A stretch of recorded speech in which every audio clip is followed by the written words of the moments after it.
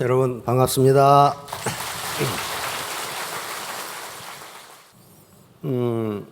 우리 에디슨이라는 분 다 아시죠? 에디슨이 한 말 중에 가장 많이 인용되는 말이 천재는 1%의 영감과 99%의 노력으로 이루어진다라는 가장 많이 해요. 그런데 성공학자들이나 자기계발 전문가들이 이 말을 많이 인용합니다. 인용하는데 성공학자들과 자기계발 전문가들이 인용하는 것은 정반대예요. 99% 노력을 해도 1%의 영감, 다시 말하면 1%의 머리 쓰는 것 또는 1%의 시스템이 없으면 99%의 노력은 헛일이다 그런 말이에요. 마찬가지로 여기 계시는 모든 분들이 평생 나는 게으르게 살았다 한 분이 한국인으로서는 한 사람도 없어요. 정말 열심히 살았어. 그런데 그 시스템이 받쳐주지 않으면요, 열심히 해봐야 골병밖에 안 들어요. 골병밖에 안 들어. 그러면 그 시스템을 어떻게 가질 것이냐 하는 문제고 어떻게 찾을 것이냐 하는 문제예요. 그런데 여기 영혼을 소중히 여기며 사운 맨 먼저 나오는데, 이것은 다시 말하면 영혼 자체가 사람이기 때문에 사람을 소중히 여기며 그 말이에요. 어떤 조직 내에 사람 냄새가 나지 않고 돈 냄새가 나면은요, 그 조직은 망하게 돼 있어요. 반드시 망해요. 그건 거대한 국가의 경제 발전 역사를 봐도 다 그러게 돼 있어요. 반드시 사람은 본질적 가치인데 본질적 가치를 추구하는 국민 경제만이 장기 성장을 해요. 도구적 가치, 다시 말하면 돈을 쫓는, 돈은 도구적 가치입니다. 돈 그 자체가 목적이 아니에요. 돈을 가지고 무언가를 달성하려고 하는 거거든요. 그러니까 이걸 도구적 가치 또는 수단적 가치라고 합니다. 돈 70억 있으면 그거 가지고 침대 만들어 그 위에 주무실래요? 70억이 있다면 그걸 가지고 뭔가 지금 하려고 하는 거 아니에요? 그렇죠? 집도 사고 자동차 사고 땅도 사고 부모님도 봉양하고 자식들 교육도 시키고, 그러니까 그 돈이란 자체가 최종 목표가 아니고 뭔가 다른 목표를 성취하기 위한 수단이에요. 그렇죠? 이걸 수단적 가치라고 그래요. 그런데 일반적으로 지금까지 세계 경제 발전사를 보면은 수단적 가치를 추구하는 경제치고 끝까지 성장한 경제가 없어요. 마찬가지 가정도 똑같아요. 가정도 수단적 가치만 추구하면은 돈이 많이 붙을 것 같은데 그렇지가 않아요. 그래서 여기 영혼을 소중히 여긴다고 하는 것은 사람 그 자체를 수단으로 여기는 것이 아니라 목적으로 여긴다는 거거든요. 즉, 내 파트너들을 내 돈벌이를 위한 수단이나 도구로 이용하는 것이 아니고 그 자체가 삶의 목적을 가지고 있는 그런 영혼이다. 그러니까 동반성장, 같이 잘 먹고 살자, 요거예요. 그래서 사람이 소중하다. 사람이 최고. 조직은 사람이고 국가도 사람입니다. 사람을 소중하게 여기지 않은 조직이나 국가는 그건 발전할 수가 없어요. 궁할 때 있죠. 이건 막다른 골목에 다다르면 어떻게 해야 된다고요? 변해야 되고. 막다른 골목에 다다르는데 안 변한다. 나는 안 변해.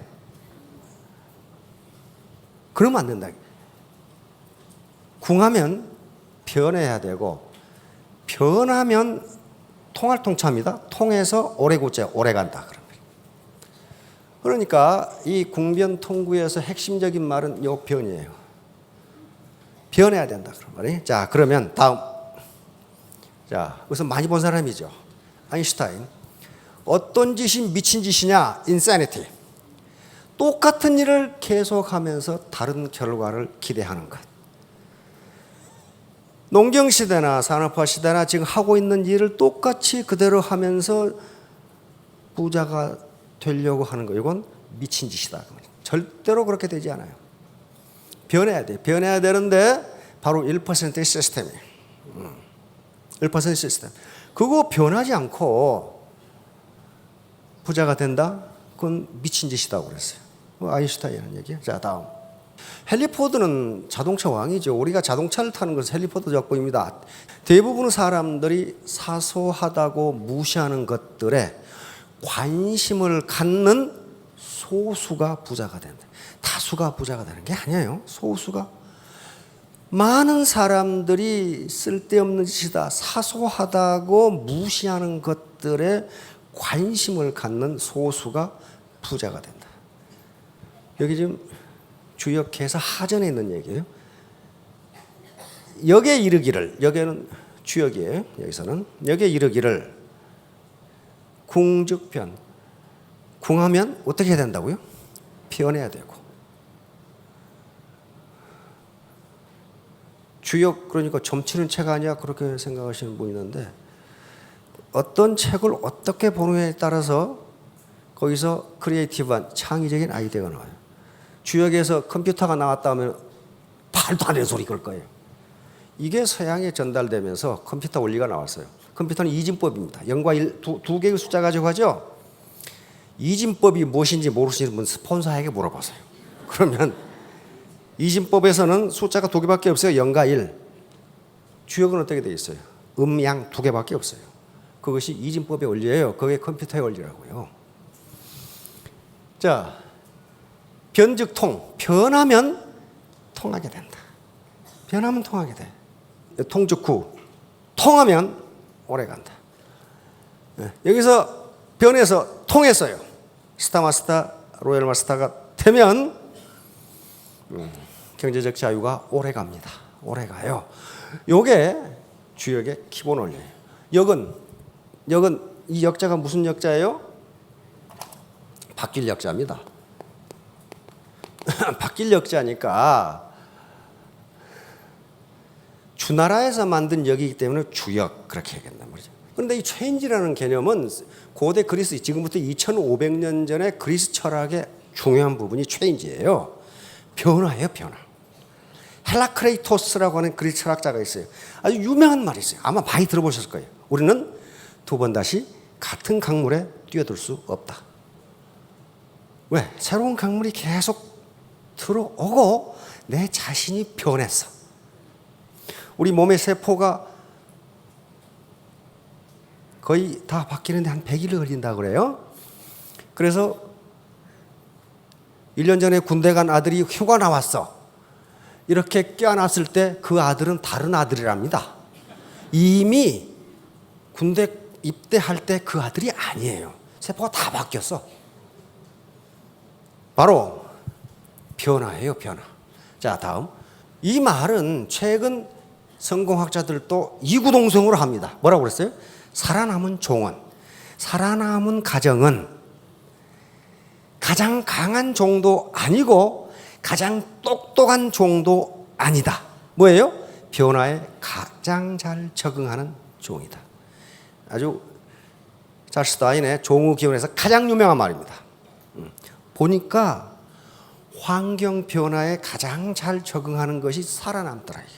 그래서 현대 성공학자들은 뭐라고 그럽니까? 강한 자가 살아남는 것이 아니고 살아남는 자가 강하다. 살아남는 자가 강하다. 시대가 바뀌어서 농경시대에서 산업화 시대로, 산업화 시대에서 지식정보화 시대로, 지식정보화 시대로 창조 시대로 왔는데 이때 죽어버린다면, 다시 말하면 경제적으로 문제가 생긴다면 그 강한 사람 아니고 똑똑한 사람 아니에요. 이 시대 변화에 잘 적응해서 경제적 자유를 얻는 사람이 똑똑한 사람이에요. 동의보감에는 이렇게 표현했어요. 우리 허준 선생이 이게 통자 두 개를 가지고 이렇게 절묘하게 표현할 수 있냐. 동의보감에 통즉 불통, 불통즉 통 그랬어요. 통할 통자가 아플 통자예요. 통하면 아프지 않고 통하지 않으면 아프다. 이건 가정도 그렇고 사회도 그렇고 국가도 그렇고 다 서로 의사소통이 되잖아요. 우리 몸에 혈액이든 림프액이든 신경이든 이게 통하지 않으면 반드시 아프게 돼 있어요. 그러면 스폰서와 파트너 간의 의사소통이 되지 않으면요, 그 조직은 아파요. 아프면 어떻게 해? 나중에 싸우다가 깨져. 반드시 문제가 생겨요. 자, 그러면 요 말이 무슨 말이냐는 거예요. 변해라. 역 자체가 체인지니까, The Book of Change. 주역을 The Book of Change라고 번역을 하니까 변한다는 걸 뭘 변하는 거죠? 패러다임이 변합니다. 패러다임이 변해야 된다. 패러다임은 세상을 보는 눈입니다. 또는 사고 틀이 변해야만 한다. 코페르니쿠스가 나오기 전에는 지구를 중심으로 모든 태양계의 별이 돈다고 생각했어요. 그런데 이렇게 해놓고 보니까 여러 가지가 맞지를 않아. 우선 달력이 안 맞아요. 그리고 항해사들이 먼 대양을 항해하는데 별의 위치가 맞지를 않아. 지구가 중앙에 있고 태양이 돈다고 생각하니까. 코페르니쿠스가 태양이 중앙에 있고 지구가 돈다고 생각하니까 정확하게 맞아. 근데 코페르니쿠스는 신부님이었어요. 신부님인데 이때 이걸 발표하면 어떻게 됩니까? 교회법에 의해서 화형을 당합니다. 모든 건 지구가 중심이기 때문에 그 당시 로마 교회법에 화형을 당하기 때문에 코페르니쿠스는 신부님이니까 그 사실을 잘 알아요. 그래서 아파가지고 돌아가시기 일주일 전에 발표했어. 이게 맞다 이거야. 맞다. 그래서 그 책이 200년간 금서가 됩니다.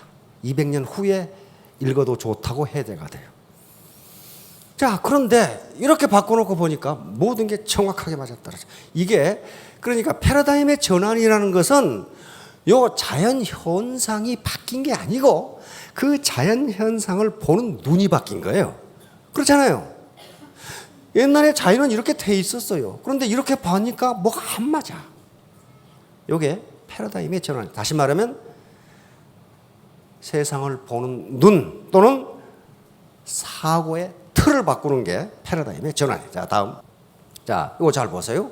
가끔 제가 이거 하버드 대학에서 제시한 겁니다.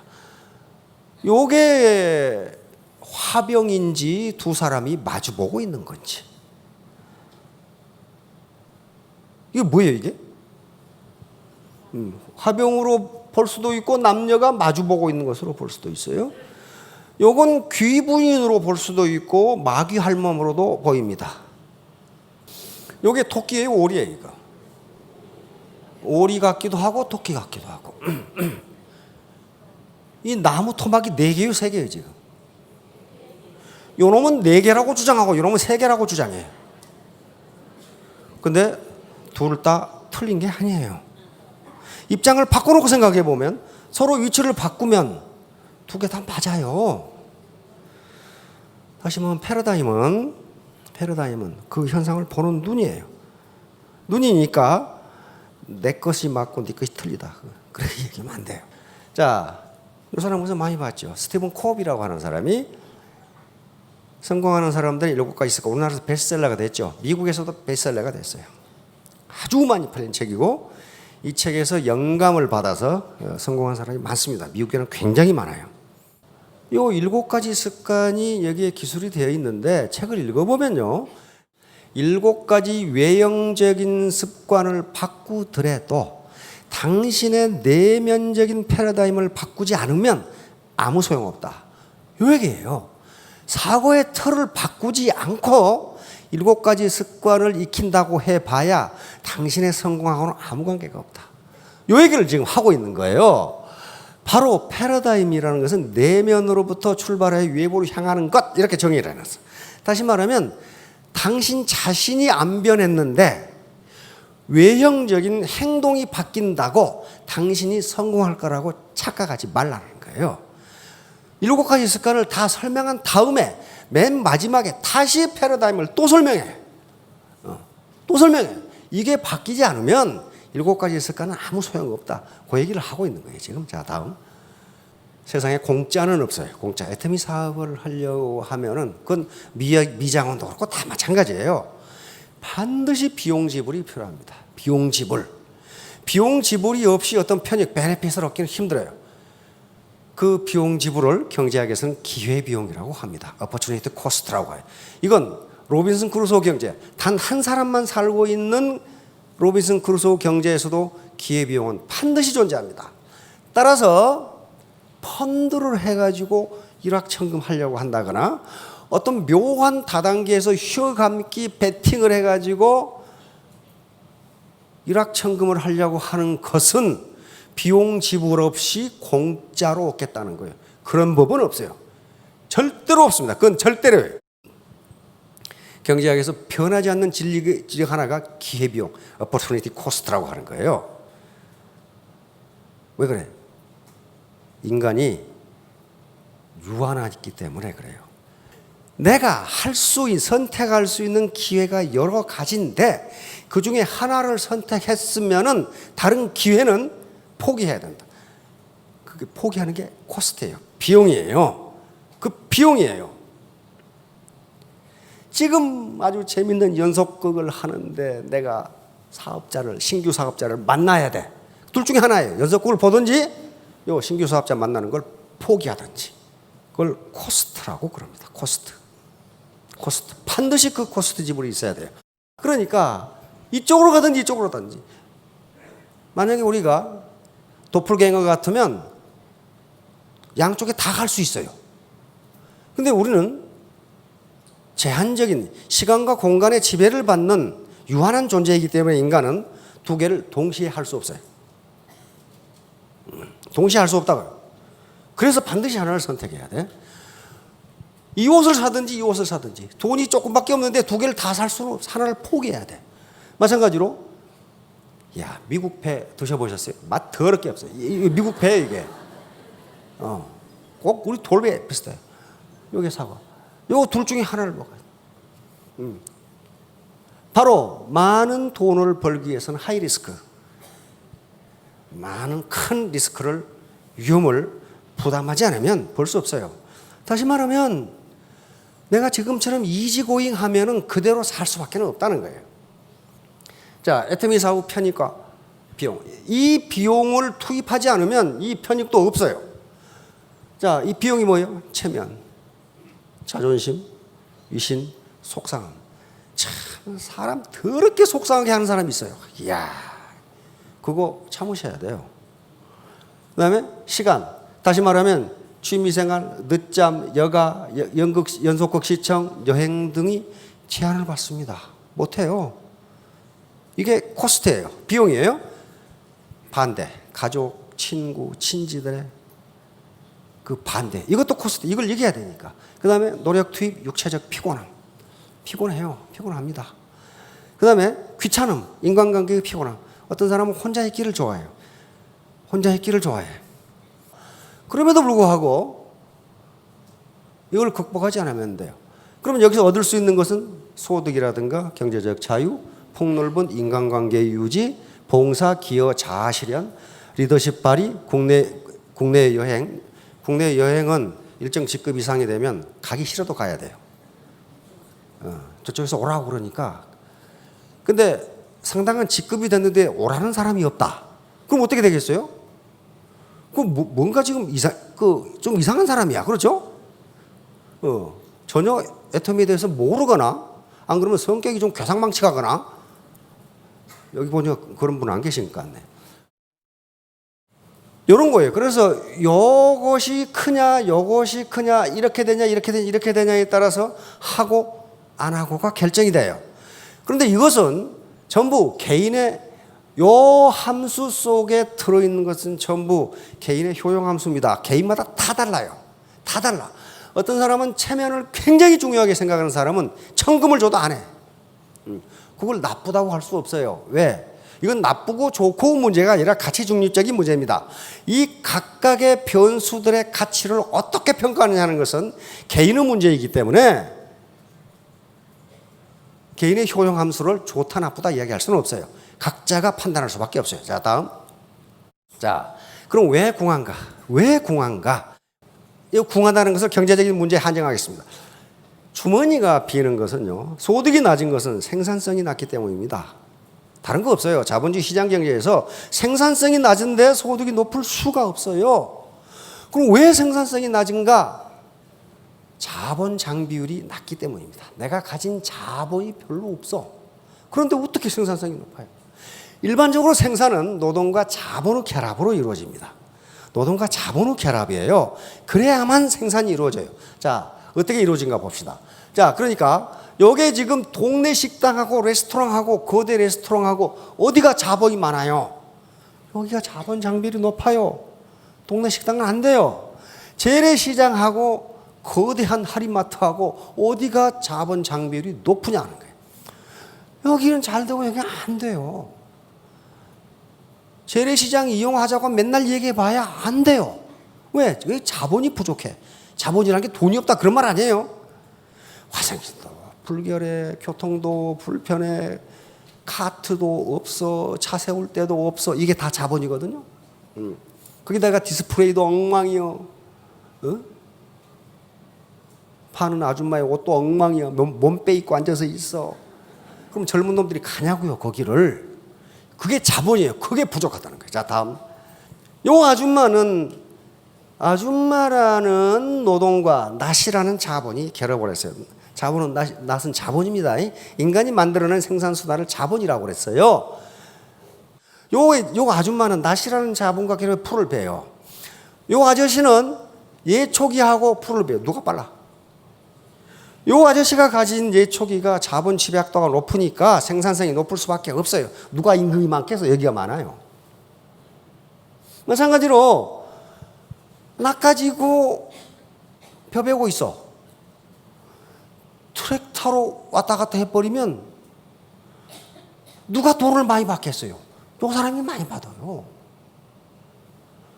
즉 생산성이 높으니까. 왜? 같은 노동력인데 자본 장비율이 높아요. 자, 배틀하고 방적기하고 누가 생산성이 높으냐 이게. 요게 자본 장비율이에요. 자, 다음. 이거 여기다 화약 집어넣고 여기다 불 붙여가지고 한참 있으면 펑 나가죠. 요놈하고 요 탱크하고 어느 거 있어야 하냐 이거예요. 싸워서 이게 이겨요. 말 아무리 빨리 달려도 폭격기로 폭격하면 그만이요. 다시 말하면 민간 기업이든 군대든 자본 장비율, 자본의 양과 질이 좋은 군대 또는 그 기업이 이긴다는 거예요. 이긴다. 자, 그런데 문제는 가장 중요한 인적 자본이에요. 그 자본과 결합한 사람이 누구냐 하는 거예요. 사람이 요 알렉산더 대왕, 나폴레옹, 아이크, 메가더, 조지 머셜, 요건 아주 이 몽고메르 원수 대전략가들입니다. 다시 말하면 미군이 아무리 장비가 좋아도 이 대전략가들이 없으면 전투에 진다는 거예요. 다시 말하면 컴퓨터가 아무리 스마트해도 그 컴퓨터의 성능은 사용하는 사람만큼밖에 안 된다는 거예요. 그 사람이 어떤 사람이냐는 거예요. 자, 다음. 자본 개념의 확대. 그런데 다행인 것은 과거에는 물적 자본만 자본이라고 인정을 했어요. 다시 말하면 부모로부터 강남에 빌딩을 하나 물려받았다. 이거 기가 막힌 자본이거든. 기가 막힌. 아마 여기에 자산이 100억 되신 분은 안 오셨을 거예요. 왜? 부모로부터 물려받은 물적 자본이 없어요. 그렇잖아요? 땅도 없고 건물도 없고 무슨 돈도 없고 금덩어리도 없고 없어요. 그게 물적 자본이에요. 그게 경제 자본이에요. 그런데 오늘날 그 경제 자본보다 더 중요시하게 생각하는 자본들이 이런 자본들이에요.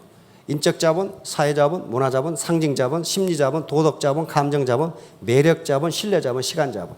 주로 무형 자본인데 이걸 갖지 못하면 소득을 올릴 수 없다. 그리고 부모로부터 아무리 많은 물적 자본을 경제 자본을 물려받아도 요 무형 자본이 없이는 그걸 지킬 수 없다. 자, 다음. 이거 굉장히 다행이에요. 우리가 최종적으로 갖고자 하는 자본은 요거예요. 이거 땅 가지고 있으면 좋죠? 요 상가 하나 가지고 있으면 기가 막히죠. 야, 이거 우리 창고에 금덩어리 요 정도 있으면은 기가 막히죠. 이게 돈덩어리인데 누가 그 국세청에서 이거 비자금 모아놓은 거래요. 그래서 국세청에 뒤져봤더니 골방에다가 이렇게 침대처럼 싸놨더래. 그렇게 해가지고 다 뺏겼어. 여기 얼마나 되겠어요? 여기 얼마나 되겠어요? 이거 세금 안 내고 여기다 감춰놓은 거거든. 이게 70억입니다. 70억. 여기 10,000원짜리로 50,000원짜리는 없어요. 70억짜리. 여러분들 부모가 어디다 저 감춰놨으면 좋겠죠. 안 그러면 이런 어떤 유가증권이 있다든가 요거 갖고 싶은데 요게 없단 말이에요. 그럼 어떡할 거냐는 문제. 자, 다음. 자, 사회자본은 사회적 연결망입니다. 가장 중요한 건 사회적 연결망 그리고 신뢰예요. 네트워크 마케팅은 사회적 연결망이에요. 사회적 연결망이에요. 나로부터 이렇게 사회적 연결망이 뻗어 나가는 겁니다. 연결망이 뻗어 나가는 건데 요것을 사회 자본이라고 부릅니다. 따라서 사회 자본이기 때문에 네트워크 마케팅에서 네트워크의 사이즈 자체가 사회 자본이니까 자본은 생산성을 발휘합니다. 사이즈가 크면 생산성이 크다는 거예요. 그리고 꼭 사이즈가 커야 되느냐, 크면 돈이 벌리느냐, 그렇지는 않아요. 요 사람들 간에 신뢰 문제가 있어요. 신뢰, 트러스트. 신뢰가 없으면 아무리 사이즈가 커도 그건 질이 멸렬해요. 맨날 싸우다가 깨져요. 따라서 우리가 가질 수 있는 자본은 물적 자본이 없는 가운데서는 내 인적 자본을 축적해야 되고 그 다음에 스폰서와 파트너 간에 소셜 네트워크, 사회 자본을 가질 수밖에 없어요. 자, 다음. 여기 심리도 자본이라는 거예요. 근데 긍정 심리 자본, 포지티브 사이콜로지컬 캐피탈인데 여기 네 가지가 있어요. 네 가지다. 자기 효능감. 자기 효능감은 나도 내 문제를 해결할 수 있다. 나도 부자가 될 수 있다. 이 자신감을 갖는 거예요. 이 자신감 갖는데 혹시 국세청에서 세금 내라고 그러네? 그런 거 없어.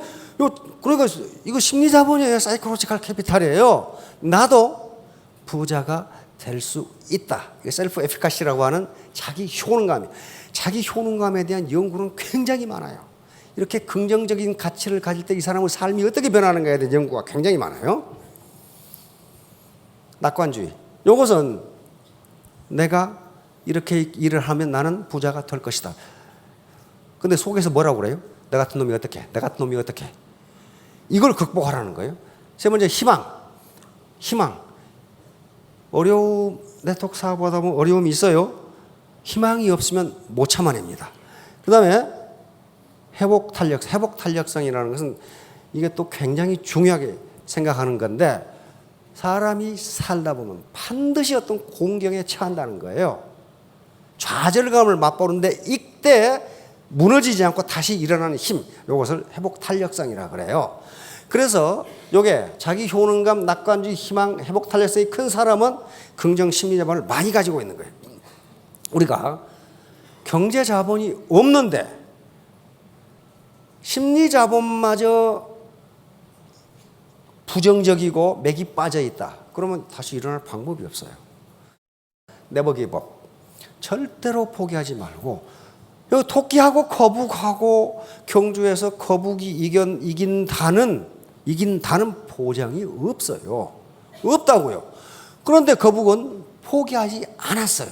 그리고 결국은 거북이 이겼어요.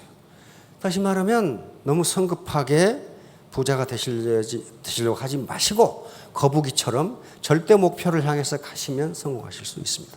자, 다음. 자, 결론입니다. 일신, 우일신. 요걸 좌우명으로 하고 계시는 분도 많이 계시죠. 일신, 날마다 새로워져라, 또 날마다 새로워져라. 요게 요 갑골문에 새겨진 건데 지금부터 3,800년 전에 중국의 상나라를 건국한 탕왕의 반명에 들어있는 내용입니다. 다시 말하면 세숫대야 밑바닥에다 적어놨어요. 이거를. 근데 최근에 내가 그 글을 봤어. 요 내용은 아닌데 세숫대야 밑바닥에다 글을 적어? 그런데 우리 박 회장이 어디서 세숫대야를 하나 사왔어. 근데 그게 상나라 거래. 근데 어떤 놈이 가짜로 만들었는지 그건 몰라. 모르는데 세숫대야 밑바닥에 글이 적어져 있어. 근데 못 읽겠어. 왜냐하면 갑골문이야. 갑골문으로 적어져 있어. 요게 탕왕의 세숫대야에 그게 적어져 있어. 지금부터 3,800년 전의 얘기니까 지금처럼 시대의 변화가 빠르지도 않은데 뭐라고 돼 있냐? 구일신, 진실로 구자입니다. 진실로 날마다 새로워져라. 일일신, 날로 새로워져라. 그리고 또 날로 새로워져라. 다시 말하면 시대는 변한다. 네가 가만히 있으면 너는 구닥다리가 돼서 쓸모없는 인간이 된다. 그런 말이에요. 지금부터 3,800년 전에 이 얘기를 했어. 이 탕왕이. 그래서 바로 궁변통구하고 일신우일신은 통합니다. 계속 변하니까 너도 변해라는 거죠. 자, 다음 여시구진. 여시구진은 우리 함께 전진하자. 우리 함께. 나 혼자 스타마스터 되고 로얄 마스터 되는 것이 아니라 파트너하고 같이 가자. 같이. 이게 애터미의 정신입니다. 애터미는 스폰서와 파트너 그리고 내 라인과 형제 라인이 워킹 투게더 하는 겁니다. 워킹 투게더 하는 거예요. 자, 3년 후, 5년 후에 모두 월천댁, 월천남이 되시기 바랍니다. 예, 감사합니다.